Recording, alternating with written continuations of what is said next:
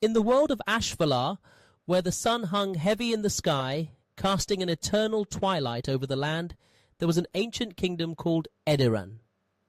The kingdom was a shadow of its former self, a once mighty realm reduced to whispers and ruins. Ediran's golden towers had crumbled, its great libraries burned, and its powerful kings faded into legend. Now only one throne remained, an ancient seat of power hidden deep in the heart of a forgotten forest, known only as the Ashen Throne. The Ashen Throne had always been more than just a symbol of power. According to the oldest legends, it was the seat of a ruler who had once wielded the magic of life and death itself. But when the last king sat upon it, the magic consumed him, and the kingdom fell into ruin. Since then, none dared approach the throne, fearing the curse that had been laid upon it. It was said that whoever sought the Ashen Throne would be doomed to a fate worse than death, and that only a rightful heir could unlock the true power hidden within its ashen seat. For centuries, the Ashen Throne remained lost in the wilderness, until one day the whispers of its power reached the ears of a young woman named Lirael. Lirael had grown up in the farthest reaches of the kingdom, in a small village nestled on the edge of the Tombwood, the ancient forest where the throne was rumoured to reside.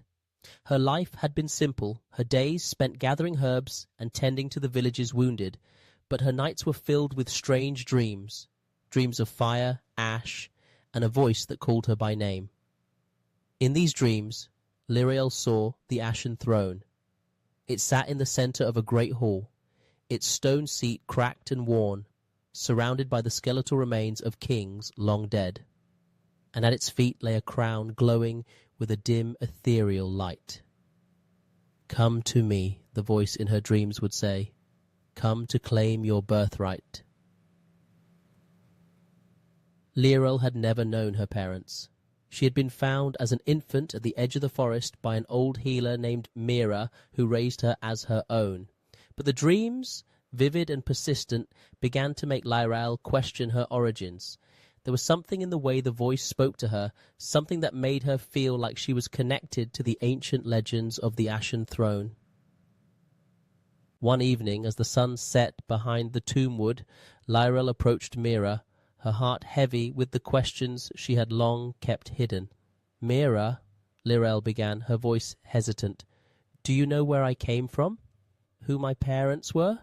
Mira looked up from her work, her old hands trembling slightly as she set down the herbs she had been sorting. For a long moment the old healer was silent, her face etched with sadness. "I knew this day would come," Mira finally said, her voice soft. "I cannot tell you everything, child, but I can tell you this: you were not born in this village. You were left here, at the edge of the forest, on a night when the sky burned with strange lights. I found you wrapped in a cloth with a single word embroidered on it: Lirael." Lirael's heart raced. "The dreams," she whispered. "I've been having dreams about the Ashen Throne, a voice calling me, telling me to claim it. Do you think—" Mira's eyes widened with fear. "You must not go looking for that place, Lirael," she said urgently. "The Ashen Throne is cursed. It has brought nothing but death and ruin to those who seek it. Forget the dreams. Forget the throne. You belong here, with us." But Lirael couldn't forget the dreams, no matter how hard she tried.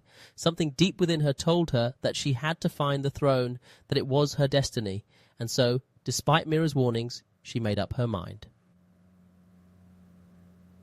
The next morning, before the village awoke, Lirael packed her belongings and set out toward the Tombwood. The forest was vast and ancient, its trees towering high above, their gnarled branches blocking out the sky. The deeper Lirael ventured, the more the air seemed to change. It grew colder, heavier, as if the very forest itself was watching her. She had travelled for days when she came upon an old ruin, half buried beneath the roots of a massive tree. It was a stone archway, worn and cracked with age, but still standing. As Lirael approached, she felt a strange pull, as if something on the other side of the arch was calling to her. Stepping through the archway, she found herself in a large clearing. At the centre of the clearing was a crumbling stone building, its roof long since collapsed, but its walls still standing, and inside she could just make out the outline of a throne, blackened with age and covered in ash. The Ashen Throne, As she stepped closer, the voice from her dreams filled the air around her, echoing in her mind. "You have come at last." Lyral felt her heart quicken. The throne seemed to pulse with power, as if it were alive, waiting for her. She hesitated for only a moment before stepping forward, reaching out to touch the cold stone. The moment her hand made contact with the throne, the world around her changed. Suddenly, she was no longer in the ruins. She stood in a grand hall, its walls lined with tapestries and banners bearing the sigil of a forgotten house, a black crown wreathed in flames. The throne before her was no longer cracked and worn, but gleaming and whole, made of polished obsidian. And sitting upon it was a figure, tall, regal, and shrouded in a cloak of ash. "You are the last of the line," the figure said, its voice deep and resonant. "The blood of kings flows through your veins, but you must prove yourself worthy of the throne." Lyrel's mind spun. "Who are you?" she asked, her voice trembling. "I am the keeper of the Ashen Throne," the figure replied, "the one who waits for the heir to return. You are that heir, Lyrael, but the throne will not give its power freely. You must earn it." Before Lyrael could respond, the figure raised its hand and the hall around them began to dissolve into darkness. Lyrael felt the ground shift beneath her feet, and suddenly she was falling into an endless void. When she landed, she found herself in a vast, barren wasteland. The sky above was dark, the air thick with ash and smoke. And before her, towering like a mountain, was a great black dragon, its scales shimmering with an eerie light. "This is the first trial," the voice of the keeper echoed in her mind. "Defeat the dragon, and you may claim the throne." Lyral stared up at the dragon, her heart pounding in her chest. She had no weapon, no magic to call upon. How was she supposed to defeat such a creature? But then she remembered the voice in her dreams, the one that had guided her to this place. She closed her eyes, took a deep breath, and reached deep within herself, searching for the power she knew was there. And then she felt it, a spark, a flicker of light deep within her soul. She focused on it, feeding it with her will, until it grew into a roaring flame.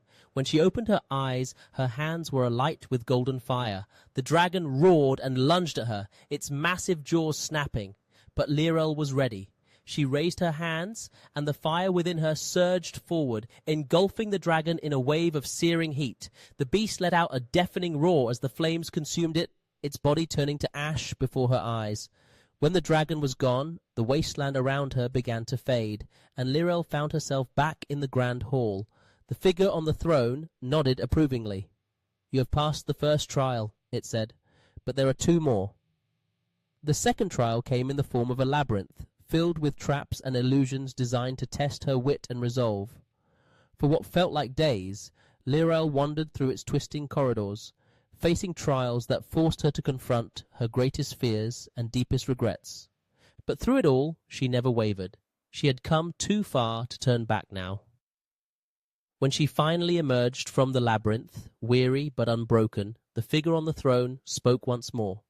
"You have proven your strength and your wisdom," it said. "But now you must face the final trial, the trial of the heart." Before Lyrael could ask what that meant, the world around her shifted once again. She found herself standing in a small, familiar village, her village. The sun was setting behind the trees, casting long shadows over the houses, and standing before her, smiling warmly, was Mira. "Lyral," Mira said softly, "you've come home." Lyral's heart ached at the sight of the old healer. She wanted nothing more than to run into her arms, to forget about the Ashen Throne and the trials she had faced. But something deep within her knew that this was not real. "This isn't my home," Lyrael said quietly, her voice filled with sorrow. "Not any more." Mira's smile faltered.